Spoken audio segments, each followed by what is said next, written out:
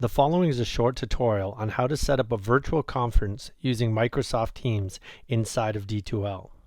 So to start, we need to add the Microsoft Teams widget. So how you're going to do that is you're going to scroll to the bottom and you're going to click on these three dots. If you've made a copy of the home page, you're going to see that you have Edit This Home Page button right here. So you can just click on it. And when you scroll down on your page, you're going to see at the bottom on the right hand side, it says Add Widget. So we're just going to click on this Add Widget and we're just going to search up Teams.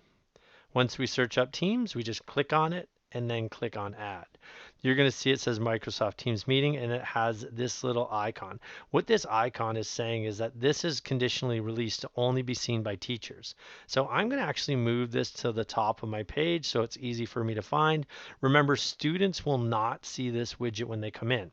So we're going to click on Save and Close. And now when I look on my page, you're going to see that I have a Microsoft Team Meeting widget right here. And if you look in here, it says this is only visual to teachers. Now, if I scroll down a little, you're going to see if I go on top of this area, I can actually scroll within this. And when I scroll down, it says create a meeting link. So by creating a meeting link, I can just click on there. It wants me to add a title, so I can just put my title in here. And then I can actually set a time. So I'm just going to go in here and I'm going to say, well, I want this to start at, let's say 2:30 p.m. And note, if I want a more specific time, I can just go in there and change it. So I'm going to set this to right there, and that's the time I want. And then I just click on Create. Within a few seconds, you're going to see that the meeting has been created. And if I scroll down on this window, you're going to see it says Copy the Meeting Link. So I'm going to click on Copy the Meeting Link, and now I have a copy of that meeting link stored on my clipboard, so it's ready to be pasted. So if I wanted to post this for students, and I could post this within a widget, I could post it in announcements, I could post it in calendar, wherever I wanted. I'm going to post it in announcements though. So when I go into announcements, I can go in here and I could say class meeting. And then when I want to post a link, the nicest way to post in D2L is to go to this first button, Insert Stuff. You're going to scroll down and go to Insert Link, and you're going to paste that link within here. Now, when you hit on Next, that is what that link looks like. The reason why Insert Stuff is really nice is because you can put whatever you want it to say within this box. So I'm going to say in here, class meeting today at 2:10. And this will convert this into a very clean link that looks like this.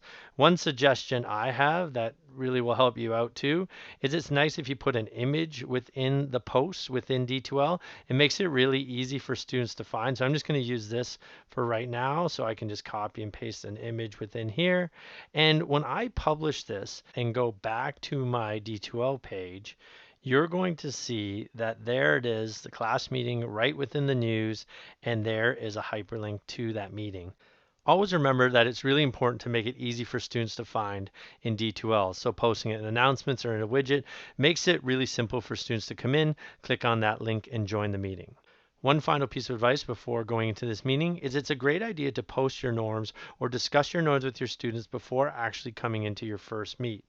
So for instance, talk about coming in with your microphones and video off, appropriate discussion within the chat, and just making sure that those students are aware of what your expectations are before they're going in.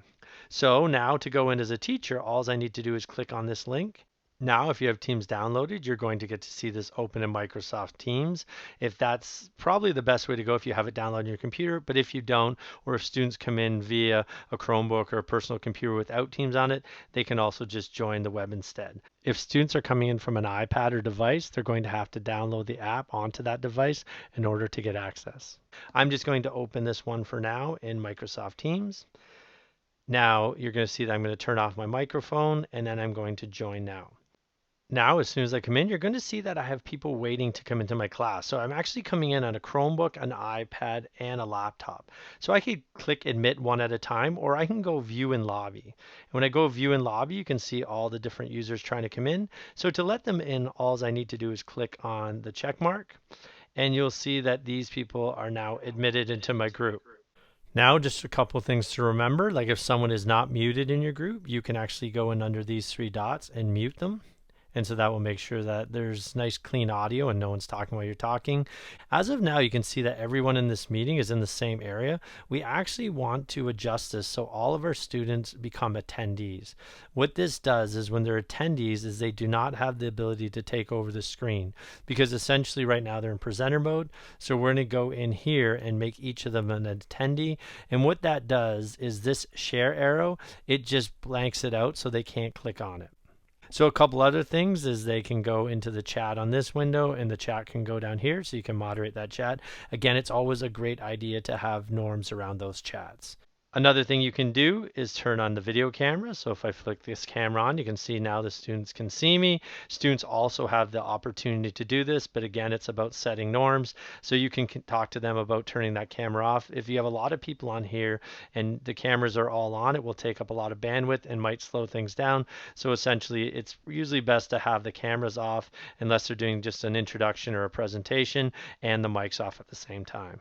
The final thing I want to talk about is that we do not want students in here unsupervised. So to do that, we need to make sure that when we end the meeting, we go to show participants. And if you look down here, when students eventually log off and end the meeting, they will just remove themselves from this. So I'll log out of a couple students, and you can see that those students will leave the meeting. The key is, as an educator, is to make sure there's no one left in this meeting at the end of it. So if there is someone, you can remove them manually by just clicking on remove participant. So at the end of each session, you want to make sure that everyone has left this session, and then you end your session. Once you end your session by clicking on this hang up button right here, the students will not be able to get into this team meeting again unless you rejoin the meeting and invite students back in. Thank you for watching this short tutorial on how to set up Microsoft Teams in D2L.